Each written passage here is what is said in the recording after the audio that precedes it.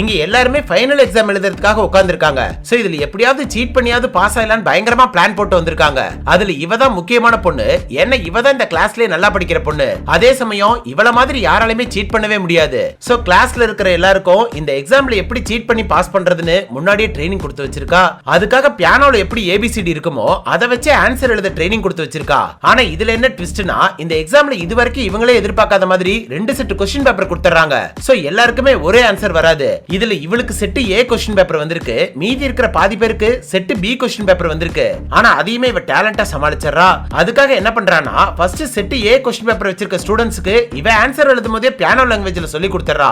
அத set A question paper வச்சிருக்கிற எல்லா பசங்களும் அவங்களுக்குள்ளே ஷேர் பண்ணி எழுதி முடிச்சறாங்க. பார்த்தா இன்னும் 30 நிமிஷம் தான் பாக்கி இருக்குன்னு சார் சொல்றாரு. அதனால செட் A முடிச்ச பசங்க பேப்பர் கொடுக்கிறதுக்காக சார் கிட்ட போற மாதிரி மறைச்சுக்கிறாங்க.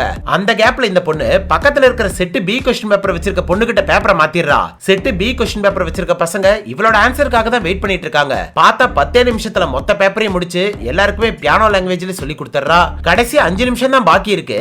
ஆனா அதுக்குள்ள எல்லாருமே ஆன்சரை முடிச்சு அந்த எக்ஸாம்ல பாஸ் ஆயிடுறாங்க.